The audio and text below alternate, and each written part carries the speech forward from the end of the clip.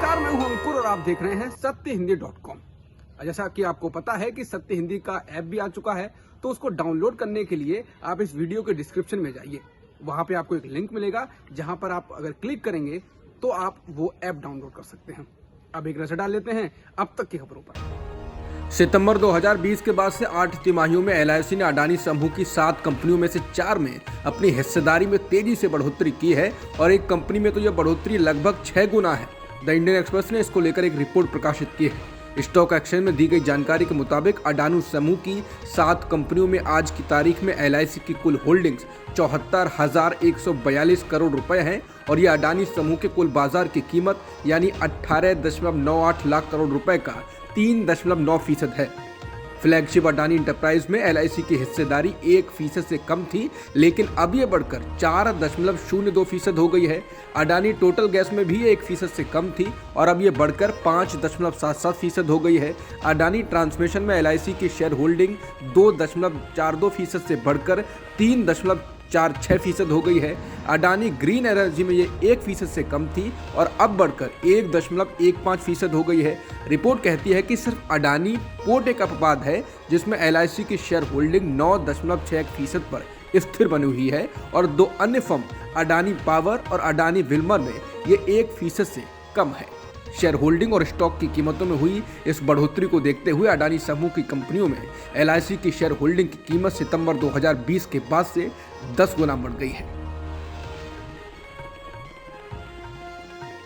भारत ने संयुक्त राष्ट्र में कहा है कि लोकतंत्र के बारे में भारत को यह सिखाने की जरूरत नहीं है कि लोकतंत्र पर क्या किया जाए। संयुक्त राष्ट्र में भारत की स्थायी प्रतिनिधि रुचिरा कंबोज ने यह बयान दिया। बता दें, भारत गुरुवार को ही दिसंबर महीने के लिए 15 सदस्यों वाली सुरक्षा परिषद का अध्यक्ष बना है। इस दौरान संयुक्त राष्ट्र सुरक्षा परिषद की अध्यक्षता के पहले दिन भारत की रुचिरा कंबोज ने संयुक्त राष्ट्र मुख्यालय में पत्रकारों को संबोधित किया।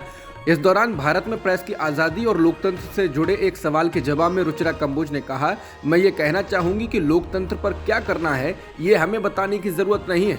उन्होंने कहा कि भारत शायद दुनिया की सबसे प्राचीन सभ्यता है। जैसा कि आप सभी जानते हैं, भारत में लोकतंत्र की जड़ें 2500 साल पहले से थीं। हम हमेशा से लोकतंत्र थे। हाल के समय में हमारे पास लोकतंत्र के सभी स्तंभ हैं जो अक्षुण्ण हैं: विधायिका, कार्यपालिका, न्यायपालिका और चौथा स्तंभ प्रेस। इसके साथ ही सोशल मीडिया भी है। इसीलिए ये देश दुनिया के सबसे बड़े लोकतंत्रों में एक है।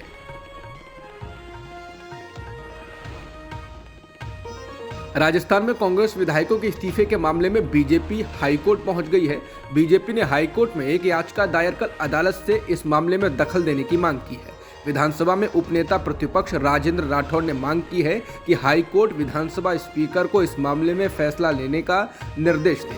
बता दें, इस साल सितंबर महीने में जब जयपुर में कांग्रेस विधायक दल की बैठक बुलाई गई थी तो बड़ी संख्या में विधायक बैठक में नहीं पहुंचे थे। उन्होंने हाईकमान को आंख दिखाते हुए अलग से बैठक की थी और उसके बाद विधानसभा स्पीकर CP जोशी को अपने इस्तीफे सौंप दिए थे। माना गया था कि इस्तीफे देने वाले विधायकों की संख्या 80 के करीब थी और इन सभी को मुख्यमंत्री अशोक गहलोत का समर्थक माना जाता है। बीजेपी ने कई बार सवाल उठाया है कि इन इस्तीफों को लेकर विधानसभा स्पीकर ने क्या फैसला किया है, इस बारे में बताया जाए। उपनेता प्रतिपक्ष राजेंद्र राठौड़ ने इस्तीफा देने वाले विधायकों की संख्या 91 बताई है। उन्होंने कहा कि इस मामले में जल्द से जल्द फैसला होना चाहिए, जिससे राज्य में चल रहे राजनीतिक संकट पर संवैधानिक स्थिति स्पष्ट हो सके। कांग्रेस अध्यक्ष मल्लिकार्जुन खड़गे राज्यसभा में नेता प्रतिपक्ष के पद पर बने रह सकते हैं। रिपोर्ट्स के मुताबिक ऐसा इसलिए हो सकता है क्योंकि पार्टी को उनके विकल्प की तलाश में फिलहाल संघर्ष करना पड़ रहा है। बता दें, मल्लिकार्जुन खड़गे ने कांग्रेस के अध्यक्ष पद का चुनाव लड़ने के लिए पार्टी की नीति के तहत राज्यसभा के नेता प्रतिपक्ष के पद से इस्तीफा दे दिया था। अगर खड़गे कांग्रेस अध्यक्ष और राज्यसभा में नेता प्रतिपक्ष दोनों पद पर बने रहते हैं तो ये कांग्रेस की एक पद एक व्यक्ति सिद्धांत के उलट होगा।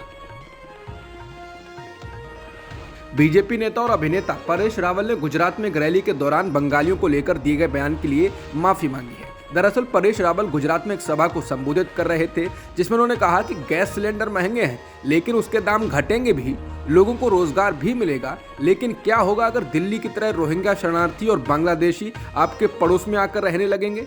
आप गैस सिलेंडरों का क्या करोगे? बंगालियों के लिए मछली पकाओगे? वायरल वीडियो में परेश रावल गुजरात में बोलते हुए कहते हैं, गुजरात के लोग महंगाई झेल लेंगे लेकिन ये नहीं।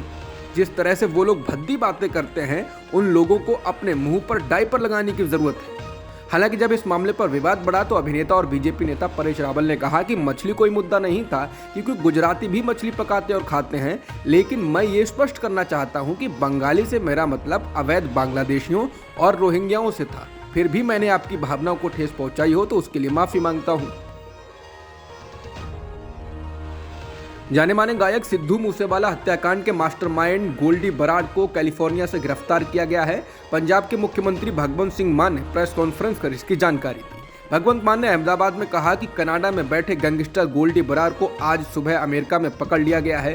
कैलिफोर्निया पुलिस ने हमसे संपर्क किया है। जल्द ही गोल्डी बराड़ को भारत लाया जाएगा और उसे सख्त से सख्त सजा दी जाएगी। इससे बहुत से परिवारों को न्याय मिलेगा। बता दें, सिद्धू मूसेवाले की 29 मई को अपने गांव से कुछ ही दूरी पर हमलावरों ने ताबड़तोड़ गोलियां बरसाकर हत्या कर दी थी। उनकी पोस्टमार्टम रिपोर्ट से पता चला था कि सिद्धू मूसेवाला को 19 गोलियां लगी थी और हमले के 15 मिनट के अंदर उनकी मौत हो गई थी। गुरुवार को ही सिद्धू मूसेवाला के पिता बलकौर सिंह ने मांग की थी कि पंजाब सरकार और पुलिस गोल्डी बराड़ पर 2 करोड़ रुपए का इनाम घोषित करे। उन्होंने कहा था कि अगर पंजाब सरकार ऐसा नहीं करती है तो वो अपनी जेब से 2 करोड़ रुपए देने के लिए तैयार हैं। दिल्ली में जवाहरलाल नेहरू विश्वविद्यालय यानी जेएनयू की दीवारों पर ब्राह्मण और बनिया समुदाय के खिलाफ नारे लिखने के मामले में विवाद होने के बाद जेएनयू के कुलपति शांति श्री पंडित ने इसकी निंदा की और जांच के आदेश दिए। जेएनयू के वाइस चांसलर ने कहा कि इस मामले में स्कूल ऑफ इंटरनेशनल स्टडीज के डीन और शिकायत कमेटी से जल्द इसकी जांच करने और रिपोर्ट सौंपने को कहा गया है। जेएनयू समावेश और समानता के लिए खड़ा है। जेएनयू ने कहा कि वीसी शांति श्री डी पंडित ने विश्वविद्यालय परिसर में किसी भी प्रकार की हिंसा के खिलाफ जीरो टॉलरेंस को एक बार फिर दोहराया है। बता दें, जो जातिवादी नारे लिखे गए थे उनमें कहा गया था कि ब्राह्मणों भारत छोड़ो, दूसरे नारे में लिखा गया था ब्राह्मणों कैंपस छोड़ो, एक जगह लिखा था गो बैक टू शाखा यानी कि शाखा में वापस जाओ। नारे सामने आने के बाद एबीवीपी ने आरोप लगाया कि लेफ्ट ग्रुप के छात्रों की यह हरकत है, वो जेएनयू कैंपस में फिर से तनाव फैलाना चाहते हैं। दूसरी तरफ वामपंथी ग्रुप के छात्रों ने आरोप लगाया यह खुद एबीवीपी के लोगों की हरकत है, वो इसकी आड़ में जेएनयू प्रशासन और पुलिस की मदद लेकर वामपंथी आवाजों को कैंपस में कुचलना चाहते हैं। पंजाब कांग्रेस के पूर्व अध्यक्ष नवजोत सिंह सिद्धू जेल से जल्द बाहर आ सकते हैं। अभी पटियाला सेंट्रल जेल में बंद सिद्धू को रोड रेस मामले में 1 साल की सजा हुई थी, जिसका 6 महीना पूरा हो चुका है। लेकिन अब कहा जा रहा है कि जनवरी तक उन्हें रिहा होने की संभावना है। ऐसा जेल अधिकारियों के द्वारा सिद्धू के व्यवहार के संबंध में सकारात्मक रिपोर्ट फाइल करने के बाद किया जाएगा। अटकलें हैं कि सिद्धू 26 जनवरी को सरकार की उस परंपरा के तहत जेल से बाहर आ सकते हैं जब अच्छे व्यवहार का प्रदर्शन करने वाले कैदियों को छूट दी जाती है। वहीं कांग्रेस नेता नवजोत सिंह सिद्धू के मीडिया सलाहकार सुरेंद्र दल्ला ने कहा है कि सिद्धू जी के जेल से लौटते ही मिशन 2024 शुरू हो जाएगा।